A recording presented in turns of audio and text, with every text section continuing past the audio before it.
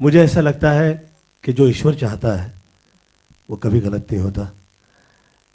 जिसकी नीयत अच्छी होती है उसका अंजाम कभी खराब।